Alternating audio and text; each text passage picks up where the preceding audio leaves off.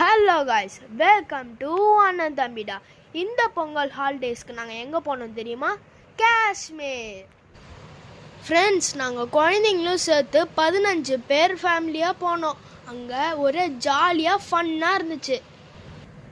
நாங்கள் 5 nights 4 days package எடுத்துக்கிட்டோம். எங்களுக்கு யாத்ரா டூர்ஸ் பாண்டிச்சேரி தான் எங்களுக்கு புக் பண்ணி கொடுத்தாங்க. சூப்பராக பண்ணி கொடுத்துருந்தாங்க.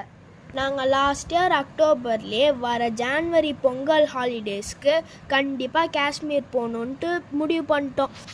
முடிவு பண்ண கையோட ஃப்ளைட் டிக்கெட்ஸையும் புக் பண்ணிட்டோம். ஏன்னா ட்ராவல் கிட்ட இருக்கும் போது ஃப்ளைட் டிக்கெட்ஸ்லாம் ரொம்ப காஸ்ட்லியாக இருக்கும். அதனால தான் நாங்கள் 4 மாதத்துக்கு முன்னாடியே ஃப்ளைட் டிக்கெட்ஸ்லாம் ரொம்ப சீப்பாக புக் பண்ணிட்டோம். ஃப்ரெண்ட்ஸ், நமக்கு டேரெக்டாக சென்னையிலேருந்து காஷ்மீருக்கு ஃப்ளைட் இல்லை. அதனால நாங்கள் சென்னை டு டெல்லி, டெல்லி டு ஸ்ரீநகர் போனோம். சென்னை டு டெல்லி போகும்போது இன்ட்ரெஸ்டிங் பார்ட் என்னென்னா, சின்ன பசங்களுக்கு டிக்கெட்டெல்லாம் எங்கள் கையிலே கொடுத்து சீட்டை கண்டுபிடிச்சி உக்காந்துக்கோங்கன்ட்டு எங்ககிட்டே கொடுத்துட்டாங்க. நாங்களும் ஜாலியாக சீட்டை கண்டுபிடிச்சி உக்காந்துட்டோம். ஒரு வழியாக டெல்லி ஏர்போர்ட் வந்து சேர்ந்துட்டோம். அப்புறம் ஸ்ரீநகர் ஃப்ளைட்டும் எடுத்துட்டோம். டெல்லி டு ஸ்ரீநகர் போகும்போது என்ன இன்ட்ரெஸ்டிங் பார்ட்னா, ஜன்னல் வழியாக எட்டி பார்க்கும்போது ஒரே மவுண்டென்ஸும் ஸ்னோவுமா இருந்துச்சு.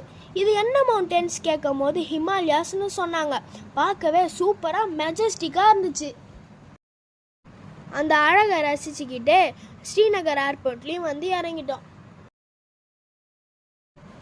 நாங்கள் ஏர்போர்ட்லேருந்து வெளியில் வந்தோடனே எங்கள் டூர் கைடு அங்கிள் வருக வருகனை வரவேற்று ஷால்லாம் போற்றி நேராக கூட்டு போய் ஹோட்டலில் விட்டாங்க.